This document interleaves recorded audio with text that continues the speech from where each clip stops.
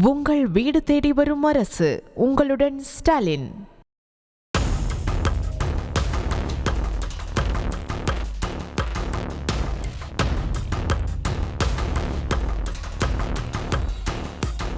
அன்புள்ளங்களே, இந்திய நாடு ஒரு ஜனநாயக நாடு, மத சார்பற்ற நாடு.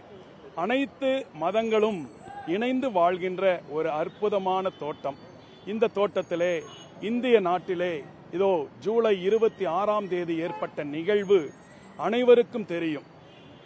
பிள்ளைகளுக்கு வாழ்வளிக்க வேலை வாய்ப்பு கொடுத்தவர்களை, ஒரு புண்ணியமான பணி, எய்ட்ஸ் நோயாளிகளுக்கு மருந்துகள் அளித்து வருகின்ற மருத்துவமனைகள் பணிகளை செய்து வருகின்ற ஒரு அற்புதமான அருட்சகோதரிகளை கைது செய்த நிகழ்வு வெறும் கிறிஸ்தவர்களை மட்டுமல்ல, இந்திய நாட்டிலே யாரெல்லாம் மாண்புள்ளவர்களாக மனித நேயத்தை போற்றுகிறார்களோ அவர்கள் எல்லாருடைய மனதையும் பாதித்திருக்கும். இதோ இந்தியா முழுக்க போராட்டம் வலுத்தது. அதனுடைய பலன் கடவுளுடைய ஆசையால் ஜாமீன் கிடைத்துள்ளது. இப்பொழுது நாங்கள் செய்திருப்பது ஒரு நீதி வழி போராட்டம் கோரிக்கை. ஜாமீன் கிடைத்துள்ள இந்த அருட்சகோதரிகளுக்கு உடனடியாக எவ்வளவு சீக்கிரம் முடியுமோ அவ்வளவு சீக்கிரம் ஒரு நீதியான விசாரணை நடக்க வேண்டும். ஏன்னா பல்வேறு இடத்துல அங்கேயே அந்த போலீஸ் ஸ்டேஷன்லயே கேள்விப்பட்டது, கட்டாயப்படுத்தி அவர்களை, அந்த பெண்களை சொல்ல வைத்தார்கள் என்று புவனேஸ்வரி என்ற அந்த பெண்ணே வெளியிலே வந்து சொல்லிவிட்டார். அப்படின்னா பாருங்க, அப்ப இந்த விசாரணையிலும் பல சூழ்நிலைகள் ஏற்படும்.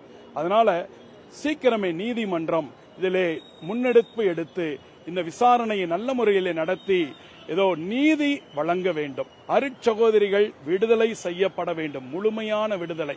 அத்தோடு பொய் வழக்கு போட்டவர்களை நிச்சயமாக கண்டிக்க வேண்டும்.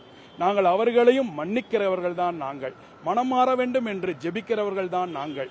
இதோ இந்த இந்திய நாடு அனைவருக்கும் உரிய நாடு, நாம் எல்லாம் உடன்பிறப்புகள். இந்த உணர்வோடு இனி இந்திய நாட்டிலே சிறுபான்மையினருக்கு எதிரான தாக்குதல்கள் நடக்காமல் இருக்க வேண்டும் என்று ஆசையோடு ஒன்றிய அரசையும் அனைத்து ஒரு நிர்வாகிகளையும் இதற்கு சம்பந்தமானவர்களையும் நாங்கள் பாசத்தோடு கேட்டுக்கொண்டு, எவ்வளவு அடக்குமுறை கிறிஸ்தவர்கள் மேல் இருந்தாலும், பயமுறுத்துதல் இருந்தாலும், கொலை மிரட்டல் இருந்தாலும் அதையும் தாண்டி இயேசுவின் அன்பு பணியை அன்னை தெரசாவை போல தொடர்ந்து செய்வோம் என்று நாங்கள் உறுதி கொண்டு கொள்கிறோம்.